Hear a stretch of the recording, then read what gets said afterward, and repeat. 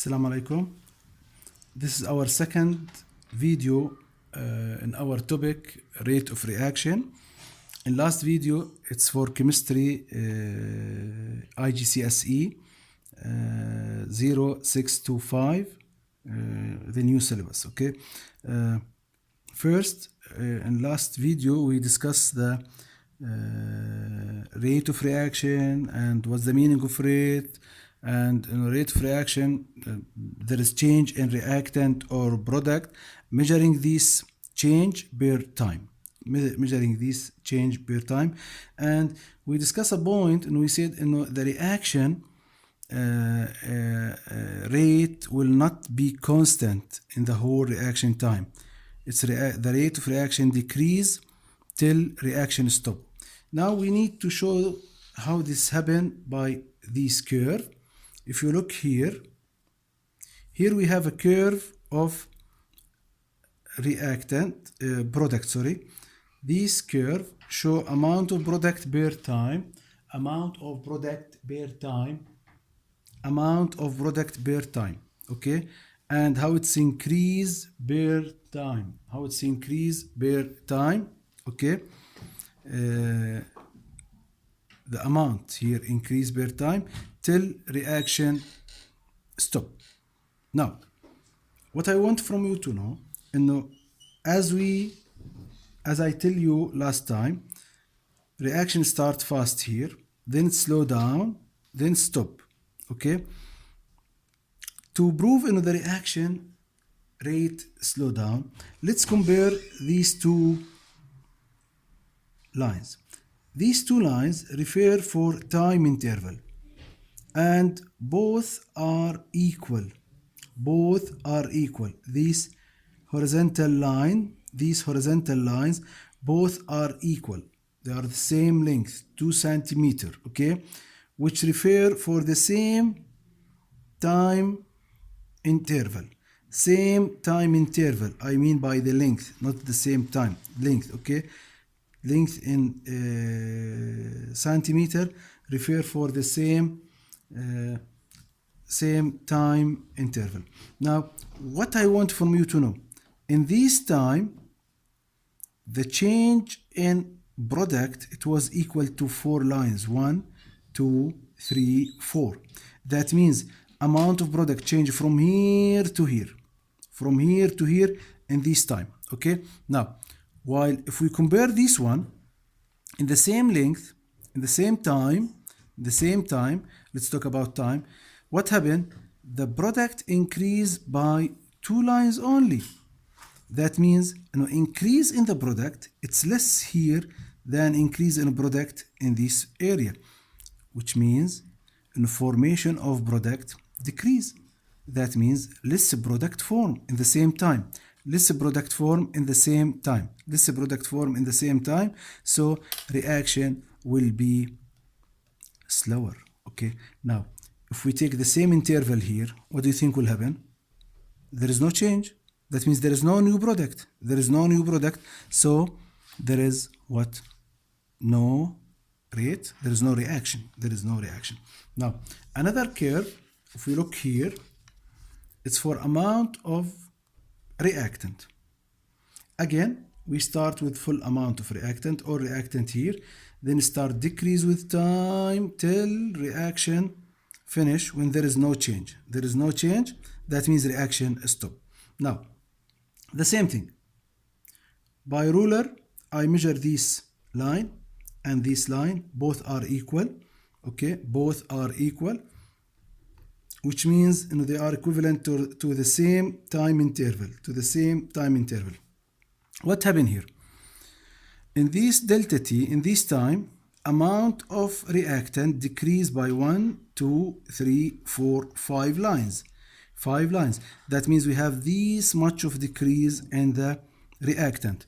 While if you go here, what you will find, in the same time, let's say it's equal to 1.5 lines, okay, 1.5 lines, the decrease in amount, it's much less than here. That means reaction becomes slower.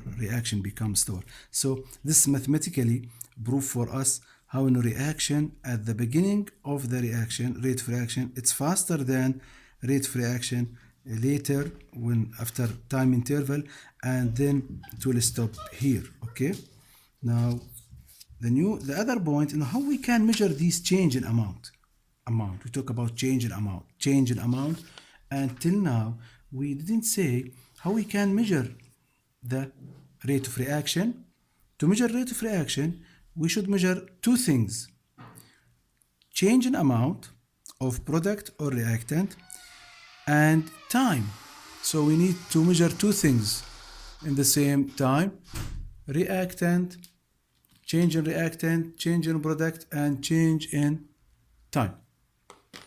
Let's see what we need to do. First, in our level, the most common example for measuring rate of reaction, it's when the reaction gives product, in the product side, one of the product gas.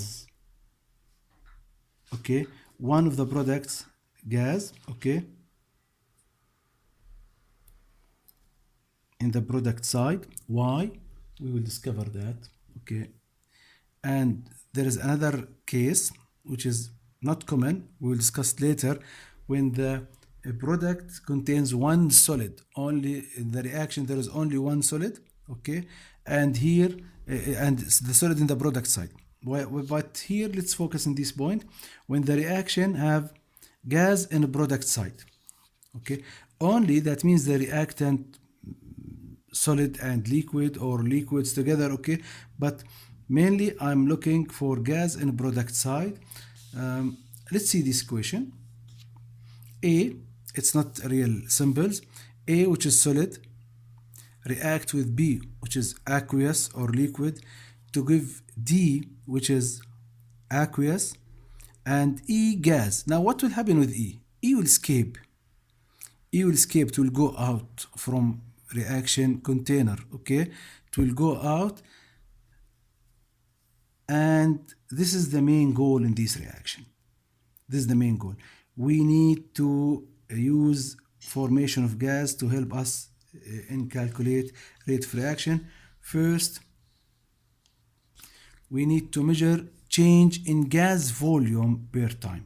So one of the methods is measuring change in gas volume per time. How we can measure gas volume? It will be by the following setup. Let's start with this part. Erlenmeyer flask, I think it's common for you now. We will mix B, which is this reactant, with A, which is the other reactant, and the gas will form E. Now what will happen? As a gas, it will go up.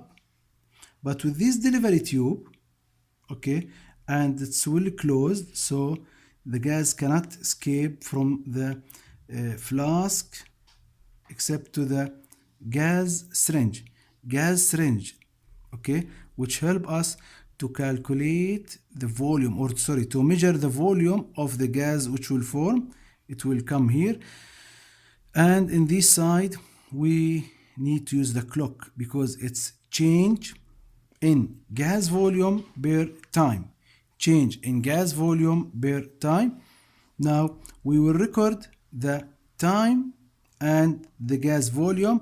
We make a table, one for time, the other one for volume, take the readings, okay, and then we can plot the figure as we study in the beginning of this video. Okay, this is for measuring rate of reaction depending on the volume of the product, in the volume of the product when it is gas, Now how we can measure the rate of reaction depending on the reactant? It's the same reaction. I will take the same reaction. Yes, it's same reaction. A solid, B liquid will give D aqueous and E gas. Okay, why I circle gas here? Again, it's the key.